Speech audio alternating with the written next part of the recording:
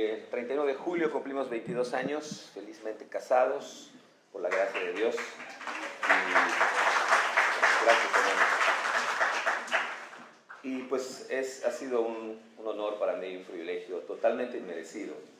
Se me han hecho como unos 8 minutos realmente, pero bajo el agua, decía un hermano. Para ella seguramente, pero Dios es bueno. Y aquí estamos. Ayer le compartía todo lo bonito, todo lo hermoso que hay en este lugar. Últimamente he estado viajando mucho y conozco diferentes lugares preciosos. Cada uno tiene su particular magia, ¿verdad? Y no es porque ustedes están acá, pero lo que a mí más me motiva, lo que más me interesa, lo que más me emociona es conocer al pueblo de Cristo en diferentes latitudes del mundo.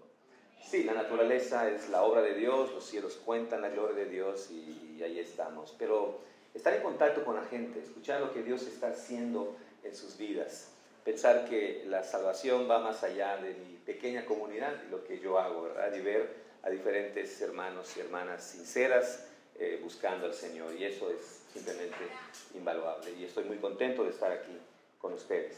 Por mí, me traigo a mi familia y nos quedamos a vivir aquí, en ese lugar sobre todo, ¿no? Muy, muy bonito, pero hay que hacer otras cosas. Bien, hermanos, por favor, abran sus Biblias, si tienen una, en Romanos capítulo 3, versículo 21 hasta el versículo 28. Voy a dar lectura a este pasaje que nos va a ubicar muy bien donde queremos llegar en esta mañana. Romanos capítulo 3, versículo 21 hasta el versículo 28. Voy a leerlo, hermanos, y por favor sigan atentamente. Es la palabra del Señor que dice: pero ahora, aparte de la ley, se ha manifestado la justicia de Dios, testificada por la ley y los profetas. La justicia de Dios por medio de la fe en Jesucristo para todos los que creen.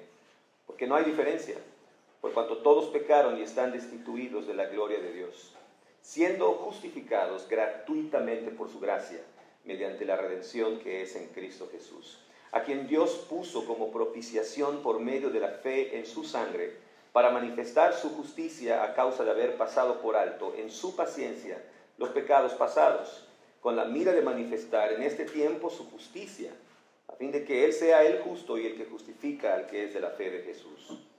¿Dónde pues está la jactancia? Queda excluida. ¿Por cuál ley? ¿Por la de las obras? No, sino por la ley de la fe. Concluimos pues que el hombre es justificado por fe sin las obras de la ley. Es la palabra de Cristo. Oremos. Amantísimo Señor, aquí estamos, un grupo de tus hijos. Gracias por el descanso, gracias por el sueño, por el alimento. Y ahora, Señor, nos disponemos a escuchar tu santísima palabra. Que sea ella, Señor, la que taladre nuestros corazones, pero también nos ayude a mirar con claridad qué es lo que debemos hacer. Nos ayude a entender cómo responder adecuadamente, Señor, a todas las situaciones en las que nos encontramos. Ayúdanos, Señor, a conectar la bendita palabra tuya, el precioso evangelio de la fe en Cristo Jesús, en cada momento, en cada relación, en cada lugar. Guíanos, pues, te lo suplicamos, Señor, en el nombre de Jesús. Amén. Bueno, ayer estábamos hablando un poquito acerca de la introducción al tema y estábamos hablando de algunos conceptos que hay que retomar, ¿verdad? Reconsiderar. Uno de ellos era la salvación. Veíamos cómo la salvación no solamente es aquel pasado, ¿verdad? Ahí cuando comenzamos por primera vez a entender el Evangelio, sino la Biblia nos habla que la salvación es desde el momento cero hasta que Cristo venga, ¿verdad? Eso es lo que la Biblia llama salvación. Veíamos el pasaje de Filipenses 1:6, el que comenzó en vosotros la buena obra, la irá perfeccionando. Eso es lo que está haciendo hoy. Estamos siendo salvos hoy hasta el día de Jesucristo. Esa es la razón por la cual algunos textos en la Biblia parecen hablar más en el pasado y otros apuntan hacia el futuro, porque se refiere a lo mismo. Entonces, si la salvación es de principio hasta el fin, lo que necesitamos es pues el Evangelio. El Evangelio es poder de Dios para la salvación, para todo este tiempo desde que el Señor nos tomó. Y bueno, veíamos también que el Evangelio, cuando empieza a funcionar correctamente en nuestra vida, y ojo, estoy hablando ya como creyentes, ¿no? Como inconversos. Quizá algunos parezcamos más inconversos todavía, pero hablo ya por fe, ¿verdad? Por lo que les veo, al menos sus playeras dicen que son parte de una iglesia, ¿no? Entonces, estoy hablando acerca de los creyentes, el evangelio para el creyente. Cuando el evangelio empieza a transformar, empieza a informar todo lo que tú eres, empieza a recordar lo que veíamos ayer. Nos recuerda que todavía somos pecadores, ¿ok? Pecadores perdonados, ¿ok? De modo, si alguno está en Cristo, es una nueva criatura, esto está fuera de discusión. Lo que veíamos ayer es que el evangelio nos permite entender y darnos cuenta de que seguimos pecando contra Dios. Pecado es lo que nosotros somos principalmente y después lo que nosotros hacemos. Y ahí llegamos, ¿verdad? No sé si recuerdan el gráfico, ¿verdad? Conforme vamos conociendo el Evangelio, nuestro conocimiento de la santidad de Dios se hace cada vez más profundo, más extenso, y al mismo tiempo, proporcionalmente, la condición nuestra, ¿verdad? Nuestra pecaminosidad también se hace cada vez más grande, nuestra conciencia de eso. Y ese es un paradigma que encontramos en la Biblia. Cada vez que alguien se enfrentó a la santidad de Dios, lo que hizo inmediatamente fue reconocer su propia condición. Por ejemplo, en la zarza, ¿se acuerdan? ¿Qué fue lo que hizo Moisés? Tuvo que quitarse los zapatos como una señal de, no soy digno de estar aquí. Isaías, por ejemplo, el capítulo 6, cuando está ahí en el templo, ¿verdad? Escuchando aquella adoración impresionante, santo, santo, santo, Jehová de los ejércitos, toda la tierra está llena de su gloria. ¿Qué hubieras hecho tú si hubieras estado ahí? Probablemente hubieras sacado tu cámara, ¿verdad? Y tomarte una selfie o estar grabando lo que estaba pasando ahí. Lo primero que hizo Isaías fue reconocer, ¿qué cosa? Su condición. Ay de mí, que soy hombre pecador, ¿verdad? Es el paradigma, es la forma natural en que Dios espera que nosotros respondamos a Él. Él es santo, nosotros somos pecadores. El Evangelio, cuando es el sistema operativo, ¿verdad? De nuestra manera de entender, nos hace ver que somos pecadores. Ahora, cuando nos damos cuenta que estamos frente a un Dios santo y nuestras fallas quedan al descubierto, se activa lo que yo llamo el Mesías que todos llevamos dentro todavía. Y es aquí donde el Evangelio entonces se encarga de destruir nuestros esfuerzos tontos, inútiles, de solucionar con nuestros propios recursos nuestra situación. ¿A qué me refiero con eso? Insisto, una de las primeras cosas que hace el Evangelio es abrir nuestros ojos a dos cosas. Lo acabo de decir. ¿Quién es Dios? ¿Verdad? Su santidad, pero también quiénes somos nosotros. ¿Ok? Eso lo habíamos mencionado claramente. Aquí está lo que yo les decía, el gráfico aquel. Conforme conocemos al Señor, se van ampliando estos dos conceptos. Sin embargo, cuando nosotros perdemos de vista el Evangelio, cuando nos olvidamos de aquella fe que un día depositamos en el Señor, hacemos dos cosas frente al pecado. Cuando descubrimos una vez más nuestro pecado, en primer lugar, yo creo que minimizamos las normas de Dios y nuestras fallas. Tratamos de como que bajarle dos rayitas, por así decirlo, a la gravedad, al peso, la seriedad, la santidad de Dios con nuestras fallas. Bueno, ¿se acuerdan ustedes? Lo que en realidad hacemos es bajar, restarle alguna importancia. Ahora voy a decir cómo lo hacemos. ¿De qué manera? Bueno, quizá algunos de nosotros pensamos, ok, soy pecador, pero pues yo no cometo los pecados terribles, ¿no? Si usted tiene una hoja por allá, me gustaría que usted apuntara cuáles son los 10 pecados más terribles del pueblo de Dios. Número 1, adulterio. Número 2, fornicación. Número 3, adulterio. Número 4, fornicación. Número 5, adulterio. Número 6, fornicación. Número 7, adulterio. Número 8, fornicación. Número 9, adulterio. Número 10, fornicación. Esos son los pecados más terribles, ¿verdad? Y uno dice, bendito Dios, yo no soy de esos pecadores, ¿no? Sí, cometo algunos pecadillos, ¿verdad? Pero pues yo no soy como ellos. O quizá, ¿de qué otra manera minimizamos nuestras fallas? Cuando ponemos en la balanza nuestras buenas obras y nuestras malas obras y decimos, bueno, pues no ando tan mal, ¿verdad? Ahí la voy llevando, ¿no? O quizá nos comparamos con lo que hacen algunos hermanos que se dicen pastores, o que se dicen líderes, o que se dicen que tienen más tiempo en la fe, ¿verdad? Pues yo, ahí la llevo, ¿no? Tengo unos 2 años, pero no soy como el hermano fulano de tal, que ya tiene unos 300 años en el Evangelio, y mira cómo se comporta, ¿no? Y nos hace sentir que somos pues al menos no somos tan malos, ¿no? O es, ¿cómo me patea el hígado? Decimos allá en Mérida. ¿Cómo me patea el hígado escuchar a un cristiano justificarse usando esta palabra? Soy humano, ¿qué esperabas? Como seres humanos, Dios lo sabe. Bueno, sí somos seres humanos, por supuesto, sabemos hablar y nos diferenciamos de los animales, pero somos pecadores, somos personas responsables ante Dios. Ante todo somos hechos a imagen y semejanza de Dios, y eso nos hace responsables ante el Señor en cada segundo. ¿O qué les parece esto? No sé, acabas de decir algo inadecuado, no sé, fuiste muy rudo con tu mujer y se te quedan viendo diciendo, ¿qué pasó, mamá? Y enseguida decimos, no, eso que tú viste, ¿verdad? Es algo muy raro, o sea, me agarraste en curva, como decimos. Me agarraste en mi peor momento. No vayas a pensar que así soy todo el tiempo, ¿eh? O no tuve opción. La situación se dio, ¿no? Se dieron las cosas y pues esta persona me orilló a hacerlo. ¿Cuántas veces tengo que arrepentirme de decirle a mi esposa, es que tú me hiciste enojar? A ver, mi esposa jamás toma un revólver y lo pone aquí. ¿Te vas a enojar? ¿Verdad? Por favor, enójate. Y bien. Yo me enojo porque quiero. Y cuando me enojo digo cosas que son hirientes, ¿no? Pero jamás le echemos la culpa a la gente, a las circunstancias, por más complicado que sea.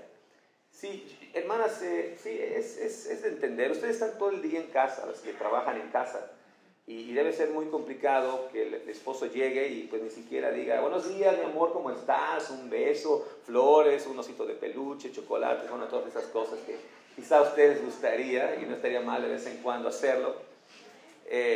Pero si eso no ocurre, no le eche la culpa al trabajo, a los niños, al calor, al frío, etc.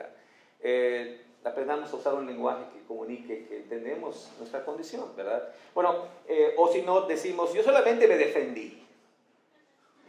Si tú atacas a un perrito, a un gatito, él se va a defender, él va a sacar las garras, ¿no? Bueno, estas son maneras en que nosotros minimizamos las normas altas de santidad de parte de Dios. Pero la segunda estrategia que nosotros hacemos cuando nos descubrimos como pecadores y olvidamos el Evangelio, no solamente es minimizar nuestras faltas, minimizar las normas de Dios, pero aquí va lo que más nos gusta hacer: maximizamos nuestros aciertos, le sacamos brillo a nuestras buenas obras, ¿verdad? Lo que hacemos en realidad es buscar algo dentro de nosotros, buscamos algo que nosotros hacemos, algo que somos y que somos buenos, algo bueno que hacemos, porque mal que mal somos buenas personas, ¿no? La verdad, un puntito de crédito, ¿verdad? Sí, pues, bueno, ya que usted lo dice, pastor, bueno, pues no me gusta comentarlo, pero pues sí hay cosas muy, muy buenas que yo soy, ¿verdad? Ahora, no hay nada de malo en que tú seas bueno o tengas ciertas cualidades que otros no tengamos. Si hay algo bueno en nosotros, es, como dice la palabra, todo don perfecto proviene de lo alto. O sea, si hay alguna virtud, hay algo bueno, es por la gracia de Cristo, es por la obra del Señor. Pero nosotros tomamos estas cosas buenas como escalones para acercarnos a Dios.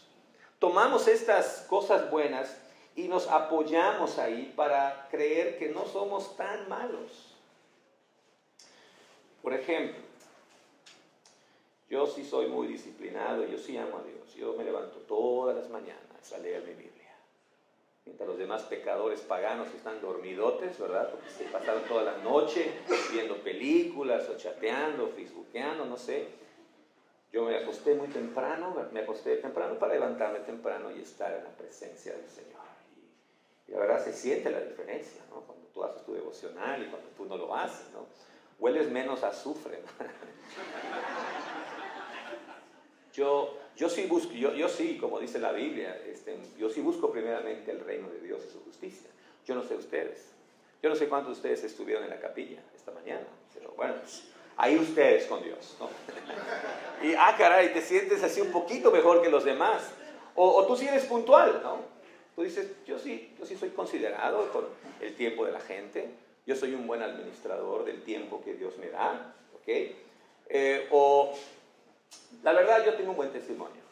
No están ustedes para saberlo, pero pues la gente de mi trabajo reconoce que pues yo hago las cosas como debe ser, me esfuerzo para obedecer los mandamientos de Dios. O quizá honestamente eres muy inteligente, eres muy brillante y la verdad eres muy bueno entendiendo la palabra de Dios, eres muy bueno también para compartir con otros. La gente te identifica como alguien que sabe mucho de la Biblia, ¿ok? Y no hay nada de malo con eso. O podemos apelar a nuestra teología. Podemos pensar, pues, bueno, no soy como los demás bautistas, ¿verdad? Yo soy de la denominación. Los bautistas tenemos exactamente lo mismo. Y cada denominación siente que ya la tiene y siente que tiene ya la verdad directamente de Dios, ¿no? Casi los escritos originales, ¿no? Nosotros los tenemos. Y se sienten como que nuestra doctrina es la mejor. O quizá eres un buen líder. Quizá eres un líder nato, la gente te sigue, eres un líder inclusive siervo, eres un buen líder, no nada más estás dando órdenes como loco, pero sí de verdad eres alguien que la gente respeta y la gente quiere seguir. O quizá te apoyas en que eres un buen administrador de los recursos que Dios te ha dado. Eres fiel en las ofrendas, eres fiel en los diezmos, eres fiel en las primicias a los pastores. Practica las primicias de los pastores por aquí, en nuestro medio, las primicias, todas al pastor, gloria a Dios. Por eso yo me quedo ahí. Son bien codos los hermanos, pero bueno, hay que seguir insistiendo, ¿no? Pero bueno, tú dices, no, yo, bendito sea el Señor. Cada vez que alguien lee Malaquías 3:10, dice, sí, Señor, paso, para ellos son los infieles. O quizá eres una persona muy misericordiosa. Quizá eres una persona que la gente dice, tú puedes acercarte a este brother, a esta hermana, porque de verdad sí sientes allá un apapacho espiritual, ¿no? Y tú dices, bueno, pues sí, pues humildemente, ¿no? Pues así soy, ¿no? Bueno, decía que todas estas cosas buenas que no podemos negar y que son obra también del Señor, nos sirven de apoyo, nos sirven como un escalón más para decir, Señor, pues mira, sí, soy pecador, pero mira, fíjate en esto, ¿no? Hay que ver las cosas positivas, ¿no? No solamente le veas el lado negativo de las cosas, aquí estoy, ¿no? Y es acá donde nosotros empezamos a construir nuestra buena reputación ante la gente. Tú ves que eres una persona inteligente o eres una persona devota y dices, creo que esto es bueno, creo que Dios lo está viendo, ¿no? Y como que ya se distrajo de ver mis faltas. Y nos sentimos dignos, nos sentimos valiosos. Ya no nos sentimos tan mal por nuestras faltas. Usamos estas cosas buenas, usamos nuestra buena conducta para tapar los huecotes que dejan el pecado, ¿verdad? Nos sentimos bien, pero escucha bien, nos sentimos bien por nuestras buenas obras. ¿Y la gracia? ¿Y dónde quedó la gracia? El resultado, cuando nosotros minimizamos la santidad de Dios y maximizamos nuestras buenas obras, ¿qué le pasa a la cruz?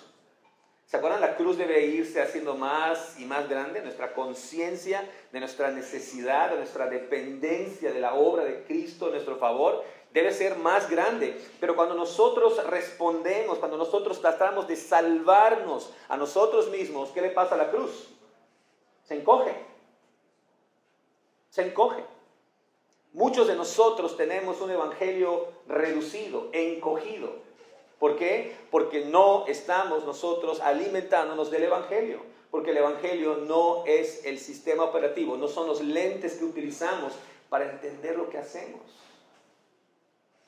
Ese es el problema. Deberíamos ir creciendo, ¿verdad? Más y más.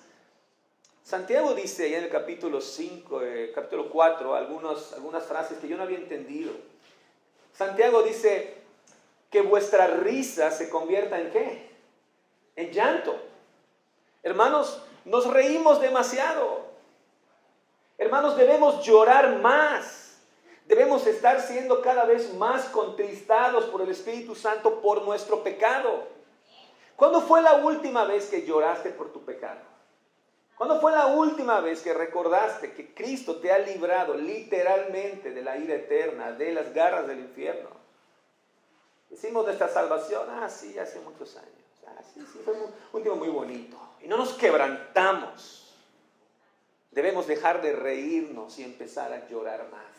Decía Paul Tripp, uno de mis maestros en el seminario, los cristianos debemos ser las personas que más lloran en todo el planeta porque entendemos mejor que nadie la obra de Cristo en nuestro favor.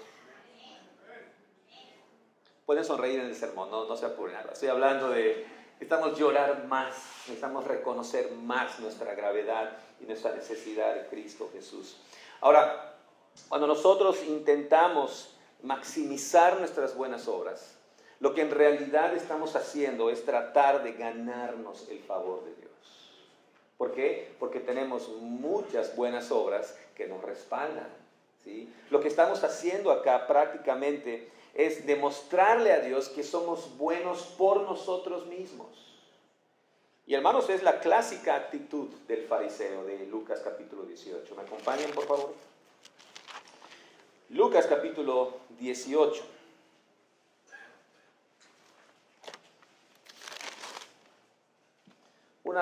Algunas de las desventajas de leer la Biblia a muchos años de haberse escrito es que a veces perdemos un poquito la emoción, el impacto que causaron estas palabras cuando se contaron por primera vez. Uno hoy lee esta historia del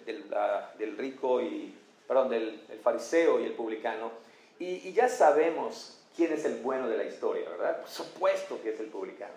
Pero bueno, esto lo sabemos porque ya sabemos la historia, pero cuando Jesús contó esta historia por primera vez, nadie sabía cuál iba a ser el desenlace. Lucas capítulo 18, versículo 10. 2 hombres subieron al templo a orar. Uno era fariseo, un hombre respetabilísimo, un hombre conocidísimo de la Escritura. Y el otro un publicano. El publicano era, digamos, tenía un grado, un PhD en finanzas internacionales, impuestos, ¿no? Por decir así. Yo digo que era algo así como el Robin Hood, pero a la inversa. ¿No? El Robin Hood le robaba a los ricos para darle a los pobres. Los publicanos le robaban a los pobres para darle a los ricos. Bueno, algo así, ¿no? Entonces eran los más odiados. Era, decir, la persona menos respetable de aquella estructura económica, ¿no? Los dos suben a orar. Versículo 11. El fariseo puesto en pie oraba consigo mismo. Esta oración, ¿verdad? No sabía que había un micrófono allá instalado y pues toda la gente se enteró de esta oración. Él oraba consigo mismo diciendo, Dios, te doy gracias. ¿Por qué? Porque no soy como los otros hombres, ladrones, injustos, adúlteros, ni aún como este apestoso publicano. Bueno, no hizo esto, pero yo me imagino. Bueno, pues qué bueno, ¿no? Que este hombre era un hombre que guardaba la ley. Pero hay más, versículo 12. Ayuno 2 veces a la semana. ¿Cuántas veces ayunan ustedes, hermanos? Al año. Si usted no vino al desayuno, pues eso no cuenta, ¿eh? Ayuno 2 veces a la semana. Doy diezmos de todo lo que gano. Me encantaría tener a 5 personas así en la iglesia, nada más. Con eso ya alcanzamos a Yucatán para Cristo. Dígame si este varón era alguien muy respetable, ¿no? ¿No quisieran tener a alguien así, al menos externamente? A mí sí. No, pastor, pero ya sabe el final de la historia. Nadie sabe el final de la historia en este momento. La gente que estaba escuchando decía, sí, el fariseo, ese es el bueno, ¿verdad? Ese es mi pastor, seguramente habrá dicho alguien por ahí. Versículo 13. Mas el publicano, y probablemente vinieron los chief leaders, abajo el publicano, que lo saquen. Estando lejos, no quería ni aún alzar los ojos al cielo, sino que se golpeaba el pecho diciendo, Dios, sé propicio a mí, pecador. Aquí dice, sé propicio a mí, pecador, pero en el idioma original, lo que quería decir este hombre es, sé propicio a mí, que soy el pecador. El más grande de los pecadores. Versículo 14. Fue el desenlace que nadie estaba esperando. Os digo que éste descendió a su casa justificado antes que el otro. Y aquí la frase antes que el otro no quiere decir que fue una cuestión de tiempo y ambos fueron justificados, porque no tendría sentido esta historia. Sino más bien significa que el publicano descendió a su casa justificado y no el otro. Porque cualquiera que se enaltece será humillado y el que se humilla será enaltecido. Si tú crees tener algo bueno, si tú crees que eres bueno haciendo algo y piensas que Dios va a decir, ah, caray, no me había dado cuenta qué tan bueno eres, voy a borrar ahí tus pecados, por eso estás gravísimamente equivocado. ¿A quién le contó esta parábola? Versículo 9. A unos que confiaban en sí mismos como justos y menospreciaban a los otros. A ver, hermanos, vamos a ser sinceros, que esto no salga de aquí, ¿estamos de acuerdo? Lo que ocurre en Chaminó se queda en Chaminó. ¿Ok? Cuando ha pasado una semana donde leíste tu Biblia, oraste, fuiste fiel en las ofrendas, llegaste puntual a la iglesia, ofrendaste, te reuniste, tienes un grupo pequeño, bueno, casi 10 puntos. La verdad, aquí ya entre latinos somos más en confianza. Dime si no sientes que Dios te ama más. La verdad. Después de una semana brillante, ¿verdad? Donde estuviste en la presencia del Espíritu Santo. Llegas al templo casi flotando, casi no pisas el templo. Y dices, Señor, pues aquí uno de tus humildes siervos, ¿no? Como que estás esperando que Dios te va a bendecir un poquito más, ¿verdad? Pero, ¿cómo te sientes cuando ha pasado una semana? No sabes ni siquiera dónde está tu Biblia. Es que tienes la NBI, la RBA, los hispanos y bueno, todas las Biblias. Cuando no leíste tu Biblia, cuando no oraste ni siquiera para los alimentos, cuando te peleaste con tu familia la semana, te clavaste las ofrendas y llegaste tarde. La verdad, ¿cómo te sientes? ¿Cómo te sientes? Indigno de la presencia de Dios. Y casi estás esperando, ¿verdad? Así, ¿por dónde va a venir el fajazo espiritual? ¿Por dónde va a venir el, no sé cómo traducir, el chancletazo espiritual? Oren por ellos. No sabes, estás esperando, casi le dices a tu esposa, ¿sabes qué?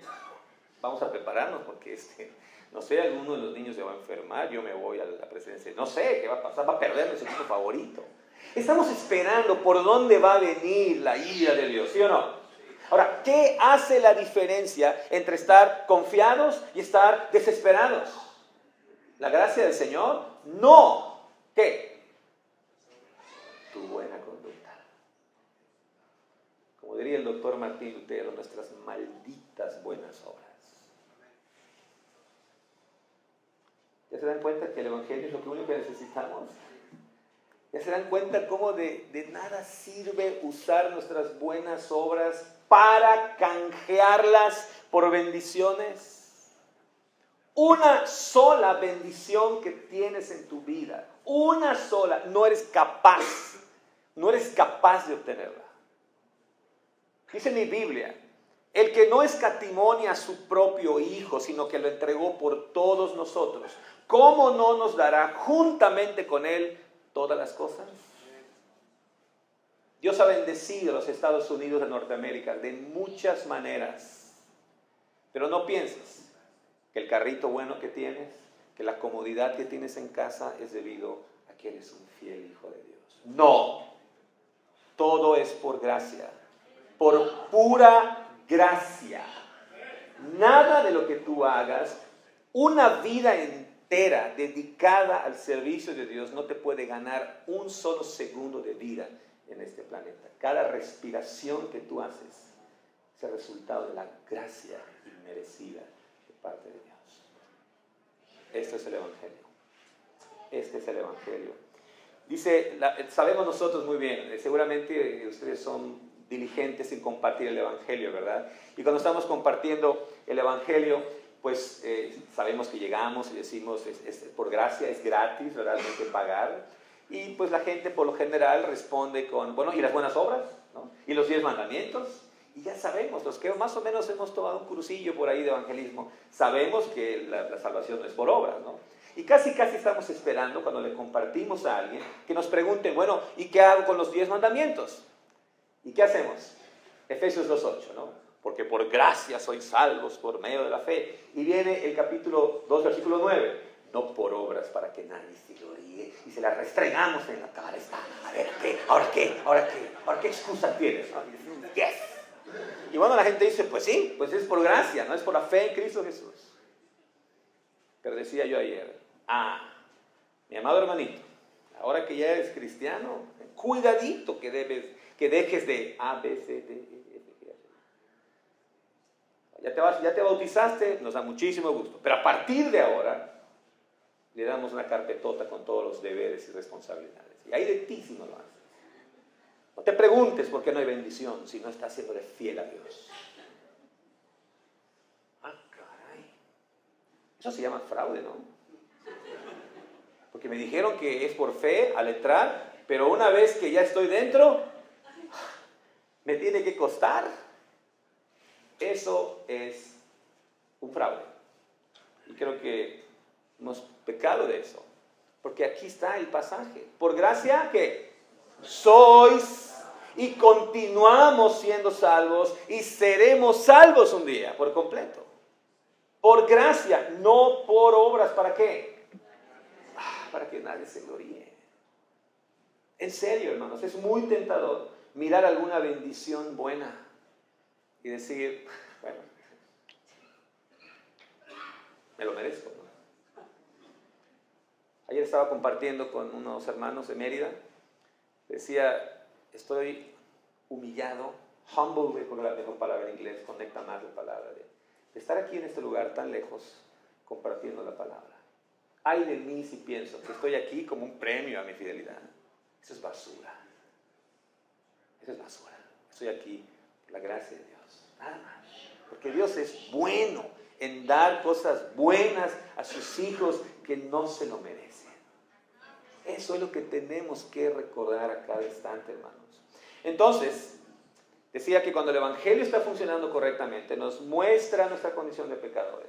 Cuando nosotros intentamos solucionar con nuestros propios recursos este problema, entonces el Evangelio, ¿verdad?, nos recuerda que no solamente nuestros esfuerzos son inútiles, sino nos recuerda que tenemos a un Redentor poderoso. El Evangelio nos presenta a Cristo Jesús. Y bueno, seguramente ustedes dirán, sí, por supuesto, hermano, ya sabemos a qué se refiere. Bueno, ¿qué es lo que ha hecho nuestro Redentor? En primer lugar, sabemos, lo decimos, nos queda muy claro, Cristo murió en nuestro lugar. Cristo murió en nuestro lugar. Jesucristo tomó en la cruz el castigo que nosotros merecíamos. Él fue castigado severamente por el Padre. Dice el profeta Isaías, mas Él herido fue por nuestras rebeliones. Ahora escucha esto, hermano. Por mucho tiempo leí este pasaje pensando, Cristo murió por mis rebeliones, sí, pero las pasadas, no, también las presentes. Cristo murió por el coraje que acabo de hacer esta mañana ¿quieres saber mucho? Es un ejemplo nada más. Cristo murió por ese, ¿cómo es posible que...? Cristo murió no solo por tus pecados anteriores, a esta reunión, a tu conversión, sino también por los que cometiste hace 30 minutos. Cristo recibió la descarga de la ira de parte de Dios que tú y yo merecemos justamente. No pensemos que nuestros pecados que cometemos como cristianos son más light que los que cometíamos antes de venir a Cristo Jesús. Cada pecado amerita la ira de Dios, cualquiera que sea, cualquiera que sea. Dice la palabra, ¿verdad? Cada cual se apartó por su camino, mas Jehová cargó en él, depositó en él el pecado de todos nosotros. Piensa que Jesús sufrió el espantoso abandono que tú y yo merecemos cada vez que pecamos. El sufrimiento de Jesús no fue tanto un asunto físico, fue el abandono de su propio Padre. No hay nada más grande que Dios ame en el universo que su propio Hijo. Y Él literalmente lo sacrificó por tus pecados, por mis pecados. Es el Evangelio, ¿verdad? Lo sabemos muy bien. Ahora, ¿qué significa eso en la práctica? Porque esto parece ser que nada más nos sirve para anunciar a los demás. Hermanos, si Cristo murió por tus pecados, entonces, cuando alguien te confronta, cuando alguien te trata de corregir, no te escondas. Cuando alguien te esté confrontando, no tienes por qué huir de tus faltas.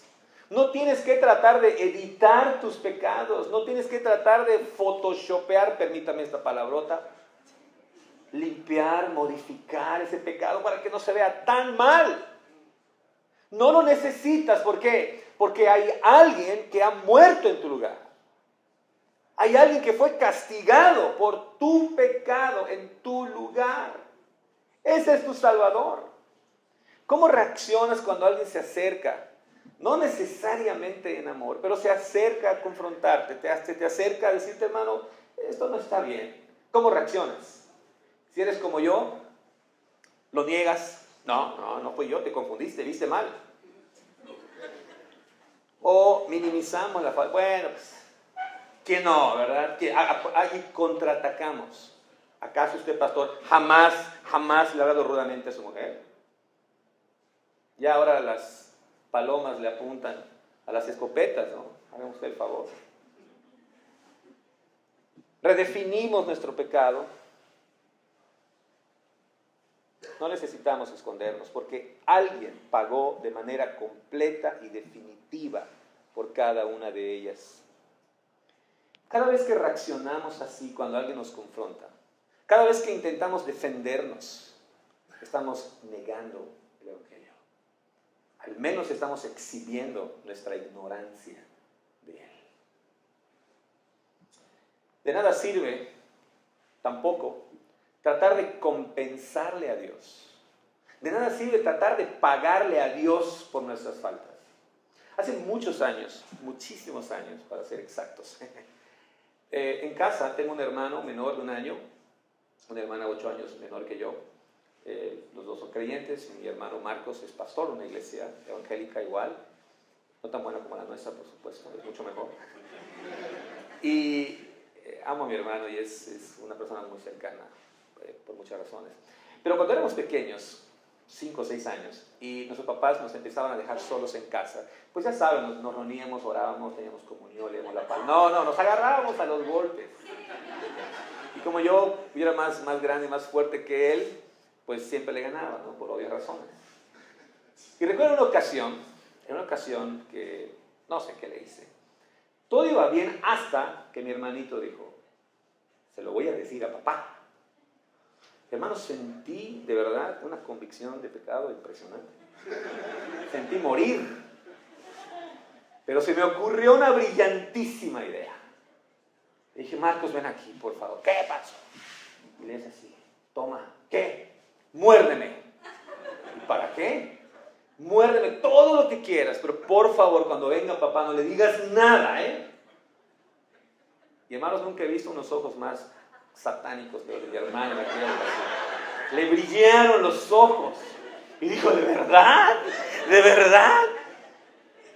Sí, puedes dejar tu dentadura ahí si tú quieres. Y hermano, dije en el nombre del Señor, y pegó la mordida más grande de su vida. Y yo ahí bien machina aguantando.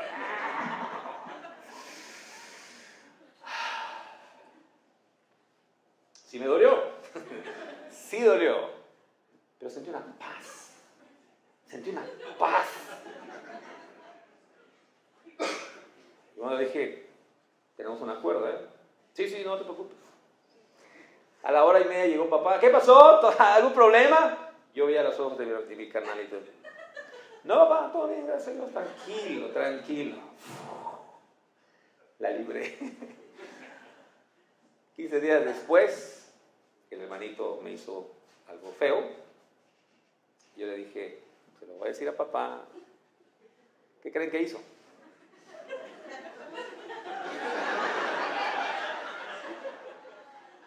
cada uno muerda como propuso en su corazón. Y sí le pegué, y le di grueso. Sí le di muy fuerte. ¡Ah! Y a partir de ese momento hay un acuerdo entre nosotros. ¿Qué tiene que ver eso con una conferencia del Evangelio? Es lo que intentamos hacer. Señor, aquí está mi brazo, muérdeme. Señor, a partir de ahora, sí tienes razón. A partir de ahora, mira, te prometo que voy a leer mi Biblia todos los días. Te prometo que no voy a dormir en los sermones. Te prometo que voy a ser fiel con las ofrendas. Te prometo que voy a hacer mi devocional con la familia. Te prometo que no vuelvo a hacer tal cosa. ¿Sí o no? Sí. Le estamos dando el brazo al Señor para que muerda. Cuando no lo necesitamos. ¿Por qué? Porque Cristo murió en nuestro lugar. Él llevó la carga de nuestro pecado. Bueno, pensamos, ok, esta es la esencia del Evangelio. Eso es todo lo que el Evangelio enseña. Hermanos, permítame decir que esto tan solo es el 50% del Evangelio. El otro 50% del Evangelio está ausente de muchos púlpitos. Porque Cristo Jesús no solamente murió en nuestro lugar, sino antes de morir, Cristo vivió una vida perfecta. Cristo Jesús vivió cada segundo de los 365 días por 33 años y medio una vida de perfecta obediencia, una obediencia completa, una obediencia inmediata y además una obediencia de todo corazón. Escucha, siéntate bien. Y toda esta vida perfecta de Cristo Jesús que agradó al Padre es tuya y es mía en el momento de poner nuestra fe en el sacrificio perfecto de Jesús. Cuando pones tu fe en Jesucristo, cuando cualquiera, no importa lo que haya sido antes, cuando viene en fe y en arrepentimiento y dice, mi fe ahora está en Cristo Jesús, ocurre una transferencia extraordinaria. La vida perfecta de Jesús ahora se convierte en tuya. Es la vida de Él, es la justicia de Él que Dios te la toma a tu favor. Él llevó tu pecado, tu culpa, tu condenación y Él te da su justicia perfecta. Hermanos, creo que aquí está el 50% perdido del Evangelio en muchos púlpitos. Y esto es lo que la Biblia enseña, leí este pasaje hace unos instantes. Aparte de la ley, aparte del cumplimiento de la ley, se ha manifestado, ¿qué cosa? La justicia de Dios. La justicia que viene de parte de Dios, testificada por la ley y por los profetas. La justicia de Dios por medio de la fe en Jesucristo para todos los que creen en Él. El apóstol Pablo dice en Filipenses 3:9, y ser hallado en Él, no teniendo, ¿qué cosa? Mi propia justicia. Mi propia justicia que es por la ley. Cuando obedezco la ley, cuando obedezco lo que Dios dice, me siento yo justo. No, dice, no es la que yo estoy buscando, sino estoy buscando la justicia que es de Dios por la fe de Cristo. No estoy a cuentas con Dios por lo que yo hago, sino por lo que Cristo ha hecho. Piensa, no quiero jugar al diablo aquí, pero piensa en alguno de tus pecados o tus luchas más duras. ¿Cuál es uno de los pecados con los que más luchas? No lo tienen que decir, por favor, no se vayan a autoventanear aquí. ¿Cuál es? ¿La mentira? ¿Luchas con la mentira? ¿Cómo te sientes después de que has mentido? Mal, ¿verdad? En ese momento debes recordar, Cristo Jesús siempre habló con la verdad. Siempre. Y la vivió en tu lugar.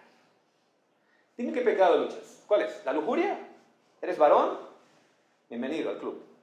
Solo hay dos tipos de varones. Los que luchan contra la lujuria y los mentirosos. Y eso incluye a los pastores. Oren por sus pastores, hermanos. Se ven buena onda, y lo son. Pero también luchamos contra la lujuria. Hermanitas, échanos la mano, ¿no? Písanse decentemente. Ayúdenos. No es su culpa, es nuestro problema. Pero es muy difícil pensar en cosas santas cuando enfrente hay un anuncio de neón que dice, mírame, mírame, mírame, mírame, mírame. Hermanas, se van a vestirse así provocativas que nada más sea para sus maridos y en sus propios cuartos, nada más. Cerrando la puerta del cuarto se vale de todo, bueno, casi de todo. Pero no para los demás. Varones, ¿luchas con la lujuria? Nada más piensa esto. Cristo Jesús siempre miró a las mujeres digna y santamente. Y lo hizo en tu lugar. Lo hizo como si tú lo hubieras hecho. La amargura, lucha con la amargura, la gente te ha hecho daño y cada vez que lo ves, recuerda que Jesús amó a la gente hasta el final. Siempre. Nunca hubo en Jesús un arrebato de enojo, de resentimiento. Nunca. Cuando Jesús vio a Pedro, ¿qué le hizo? ¿Qué le dijo? No le dijo, nunca se me va a olvidar lo que me hiciste. Pedro, ¿me amas? El Señor restauró al cobarde Pedro y lo hizo en tu lugar. ¿Te enojas? ¿Te enojas? ¿Eres muy violento? Soy latino y los latinos somos latino igual. Del infierno hay enojones latinos y anglosajones y chinos y todo eso. No nos justifiquemos con eso. ¿Luchas con eso? Cristo Jesús fue un ejemplo constante de mansedumbre. Todo el tiempo. Y lo hizo en tu lugar. Lo hizo en tu lugar. La codicia, Jesús siempre fue generoso. Miren, lo que quiero decirles. Por cada pecado que hayas cometido, Jesús hizo lo correcto ante los ojos de Dios y lo hizo en tu lugar como si tú lo hubieras hecho. Y eso es lo que ve Dios cuando te mira a ti. Dios mira la justicia perfecta de Cristo Jesús cubriéndote y puede sonreír cuando te ve. ¿Cuál crees que sería la cara del Señor si te mirara en este momento? ¿Qué cara tendría el Señor?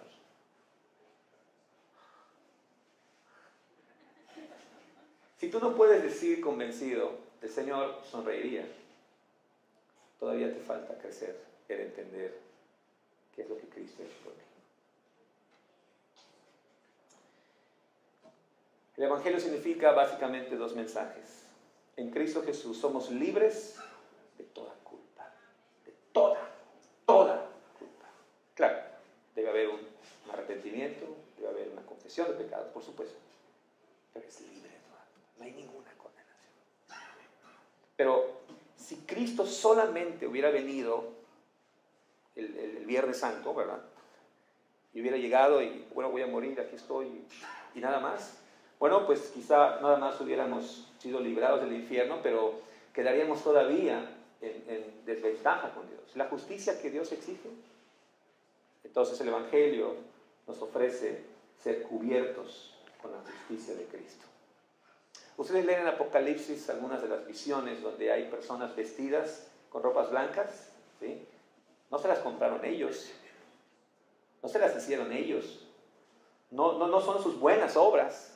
¿Qué creen que es? Simbólicamente, la justicia de Cristo.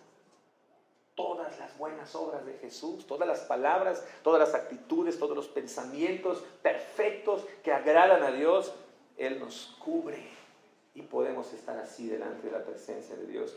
Ahora, cuando peques, ¿qué es lo que no debemos hacer? Bueno, lo he mencionado, por eso un resumen. No minimices tus faltas, no las edites, no las minimices. No mires tus buenas acciones. No te compares con los demás.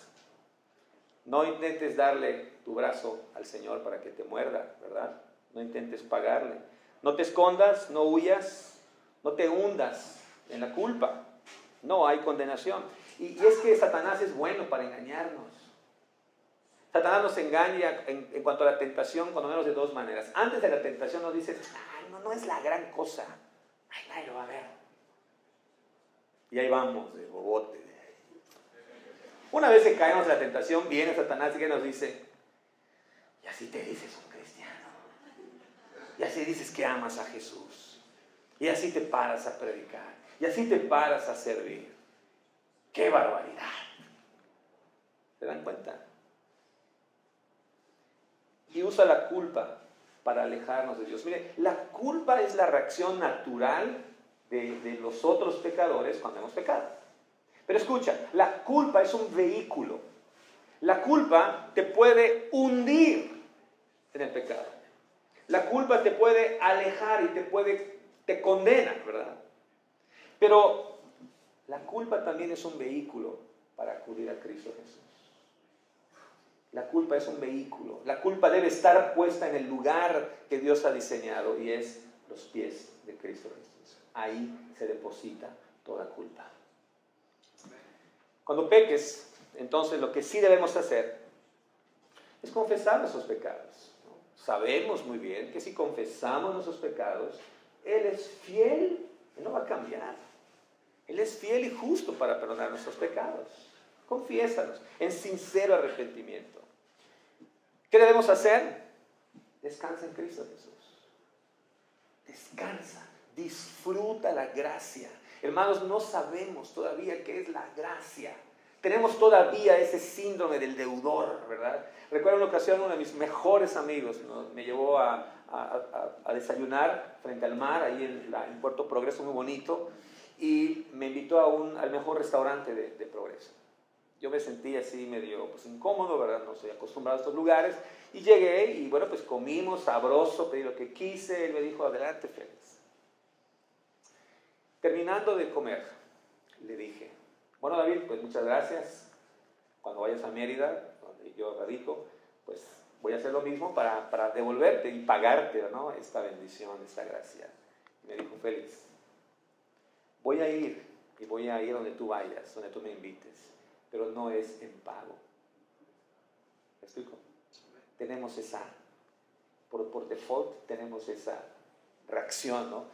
O sea, no sabemos disfrutar las cosas buenas que Dios nos da. Y cuando nosotros confesamos nuestro pecado, cuando tú le dices, Señor, perdóname por haberle gritado a mi hija, Señor, perdóname porque no fui lo suficientemente dulce, tierno al hablarle a mi esposa, cuando le dije a mi hermana esto, no lo dije de la mejor manera, Señor, perdóname. Y después de eso descansa. Descansa en la obra de Cristo. Él ha pagado por tus pecados. Recuerda que Cristo obedeció perfectamente en tu lugar. Su justicia es tuya por medio de la fe. Y recuerda que Dios no evalúa tu relación mirando lo que tú haces, sino mirando lo que Cristo ya ha hecho. De nada sirve que le muestres tus buenas obras, porque Él te va a recordar que es suficiente. Mi Hijo Jesús, Él es el único que vale la pena. Bueno, hasta acá tenemos un resumen muy rápido de lo que hemos visto hasta ahora. Hemos visto que cuando el Evangelio está funcionando correctamente, nos recuerda que nuestra identidad es de ser pecadores. Cuando nosotros intentamos solucionar el asunto a través de nuestras buenas obras, cuando tratamos de minimizar las normas santas de Dios y maximizar nuestros aciertos, el Evangelio número 3 nos recuerda que tenemos un Redentor que murió por nuestros pecados, pero que vivió una vida perfecta en nuestro lugar. Y eso es lo que Dios mira cuando nosotros pecamos. Y bueno, he hablado mucho acerca de las obras y la conducta, etcétera, etcétera. Entonces la pregunta obligatoria es, bueno, ¿y cómo debemos entender nuestras buenas obras? ¿Acaso eso quiere decir que no debemos esforzarnos por hacer buenas obras? Cuando dice la palabra de Dios que somos creados en Cristo Jesús para buenas obras, ¿ok? No debemos entonces perder de vista esto. Bueno, pues no tengo otra cosa más que decirles que el Evangelio entonces es el verdadero motor. El Evangelio es el único combustible inagotable para una vida de gozosa obediencia. Es una de las grandes preguntas que debemos resolver. ¿Y cómo entender este asunto de las buenas obras? Bueno, no sé, pero los cristianos obedecemos por diferentes motivos, ¿no? Obedecemos a Dios pues por la presión de los demás. ¿Y tú cuándo vas a hacer tal cosa? ¿Cuándo empiezas a hacer lo otro? Obedecemos por la tradición. Bueno, se supone que eso es lo que debo hacer, eso me dijeron mis papás y pues quién sabe, por lo menos yo lo sigo haciendo, ¿no? Obedecemos por el sentido del deber. No hay nada de malo, no hay nada de malo en hacer las cosas porque Dios lo manda, pero en última instancia es solamente eso, es solamente lo tengo que hacer. Imagínense que en nuestros 25 años de casados, Gladys y yo llegue una tarde, ¿verdad? Y llegue, cosa rara, bien vestido, ¿no? Arreglado, un traje, ¿verdad? Y llego con 25 rosas rojas, 25 chocolates, 25 ositos de peluche, se va a hacer muy, muy aparatoso, entonces no dan más uno, ¿verdad? Y yo llego y digo, mi amor, feliz aniversario. Imagínense que pues mi esposa, pues toda contenta, empiece a agradecer, no, mi amor, muchas gracias, ¿verdad? Qué bueno, mi vida, gracias, ¿verdad? Y en medio de esta avalancha de gratitudes, yo le diga, a ver, espérame, no tienes que agradecerlo, lo tuve que hacer. Es mi deber. Lo que se supone que debe hacer. ¿Qué pasaría, hermano? ¿Pero por qué? Si ahí están las flores no se marchitaron, están ahí. Los chocolates no se pudrieron, están allá. ¿Qué tiene de malo? Es un deber. ¿Acaso no se supone que debemos hacer lo que tenemos que hacer? ¿No? Pero le falta hacerlo con amor, ¿no? Así sí vale. Aunque sea nada más una flor. Lo que importa es la intención. A veces. Cuando yo le digo a mi esposa, ¿y qué pasó? Mi amor, la intención ahí está. ¿Sí me entiende, hermano? Muchos cristianos obedecemos porque tengo que leer mi Biblia, tengo que ir al templo, ni modo, tengo que orar. Yo decía hace un momento, la gente obedece a Dios por el temor al castigo.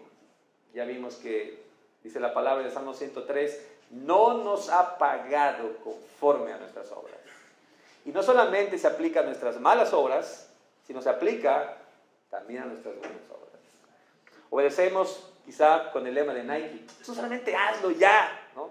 Típico de los nuevos cristianos, hermano, pero ¿por qué tenemos que...? Hermano, deje de hacer preguntas, el diablo le está tentando, usted nada más hágalo y se acabó. Y bueno, pues así, pues ni modo, ¿no? Automáticamente. Lo hacemos para agradar a los demás, para que vean que nosotros sí somos, ¿no? Y quiero detenerme aquí. La teoría del deudor. John Piper habla acerca de eso. Y cuando digo John Piper, creo que aquí en esos lugares empieza a temblar la tierra, ¿no? Es mi héroe. Si había que elegir algún papa evangélico, yo lo propondría a él. No, no es cierto. Sí, ¿por qué no? Una vez tuvimos en la iglesia a un hermano que venía de un trasfondo de mucha droga, alcohólico, etcétera, etcétera. Y bueno, por la gracia de Dios llegó a la iglesia, empezamos a reunirnos, a tener estudios, y bueno, pues al parecer el hermano pues tuvo victoria, ¿no? Y en un domingo, en el tiempo de testimonios, el hermano se paró y dijo, hermanos, pues quiero decirles que el Señor me ha tomado, el Señor me ha salvado, me ha librado de aquí, etcétera, etcétera. Y a partir de ahora, decía, muy emocionado el hermano, y a partir de ahora quiero vivir una vida de obediencia para pagarle todo lo que él ha hecho por mí. Ok. Entendí lo que este hermano quería hacer. Entendí su emoción, la alegría, ¿verdad? Y el hecho de agradar a Dios. Pero los cristianos hacemos muchas veces cosas correctas con los motivos incorrectos. No podemos ni debemos pagarle a Dios por la salvación. Porque ya no sería gracia, sería obra. Entiendo el sentir del hermano. Pero muchas veces estamos nosotros así. Dios nos libra de algo y decimos, Señor, así ahora voy a hacer esto. A ver. Hazlo no para pagarle. Todavía no he entendido muy bien si debemos decirlo en gratitud a Él. No lo sé. No porque sea malo darle gracias a Dios, sino dudo mucho de esa actitud de que al hacer algo bueno para el Señor, como que estamos más o menos al mismo nivel, ¿no? Yo quiero que toda mi vida sea por gracia de Él. Yo quiero que cualquier cosa buena que yo pueda hacer, digan, eso no tiene nada que ver, esto lo hago nada más en respuesta a su gracia. Hermanos, la unidad, la moneda de cambio en nuestra relación con Dios no son nuestras buenas obras. Se llama gracia. Se llama gracia. En el momento en que nosotros pensamos que estamos añadiendo puntos que podemos canjear luego con bendiciones, en ese momento dejamos de ver el Evangelio. Ojalá de verdad que nuestra actitud a Dios sea de una obediencia. El Evangelio nos impulsa a vivir como Dios quiere, pero por los motivos correctos. Hace 23 años perdí a mi padre. Fue un momento de mucha crisis, había muchas cosas en mi vida. Me iba yo a casar ese año, terminaba la universidad, y muchas cosas que yo quería que mi padre pudiera ver como un testimonio, ¿verdad?, para él. Y bueno, pues él murió y yo recuerdo, bueno, mi madre, ella vive todavía y pues ya está cansada. Y ahora cuando mi madre, por ejemplo, me pide algún favor, yo lo hago, pero no lo hago como lo hacía cuando yo tenía 12 años. Ve por las tortillas. Y ahí iba por las tortillas. Iba, ya sabes, ¿no? Feliz de la vida, gozoso. Más, mándame más. Y finalmente lo hacía. Y aquí están las tortillas. O sea, ¿cuándo se va a acabar este tormento? Han pasado muchos años. Mi madre vive en el otro extremo de la ciudad. Cuando mi madre me llama y me dice, hijo, ¿será que puedas venir aquí para hacer tal cosa? Hermanos, en ese momento dejo todo lo que yo estoy haciendo y voy hasta el otro lado a ayudar a mi mamá y a obedecerla. Y lo hago corazón. Hay alegría al obedecer a mi mamá. Creo que así somos nosotros. Mientras vamos conociendo el Evangelio, obedecemos a Dios y le decimos, no, tengo que hacerlo. Pero cuando Cristo venga y nos transforme, le vamos a obedecer por el puritito placer de honrarlo. Y nada más. En respuesta a su gracia. Le obedecemos no para recibir su gracia, sino porque su gracia se ha derramado en nuestros corazones. Padre Celestial, bendecimos tu precioso nombre. Gracias por tu santa palabra. Gracias por el Evangelio. Gracias por Cristo Jesús, nuestro Redentor. La justicia suya que tú nos regalas al poner nuestra fe en Él. Señor, ayúdanos a discernir muchas cosas. Ayúdanos a obedecerte en respuesta a la gracia que tú nos has dado. Ayúdanos, Señor, a combatir estas ideas de hacer cosas para ganarnos algún favor o para evitar algún castigo o la pérdida de alguna bendición. Señor, que cada palabra de nuestra boca, que cada acto de servicio, que el ir a trabajar por nuestra familia, que el estar allá en casa arreglando las cosas y hacerlo para nuestros hijos, para bendecir a los demás, Señor, que sea en respuesta al amor que tú nos has dado. Y que cuando pequemos, Señor, nos acordemos de que Cristo murió por nosotros, que no tenemos ninguna necesidad, ninguna razón de negar nuestra falta, de escondernos, de tratar de justificarnos, sino que podemos acercarnos a ti en humildad, en arrepentimiento, porque al corazón contrito y humillado tú no lo desprecias. Ayúdanos a crecer y gozarnos en tu Evangelio, en el nombre de Jesús.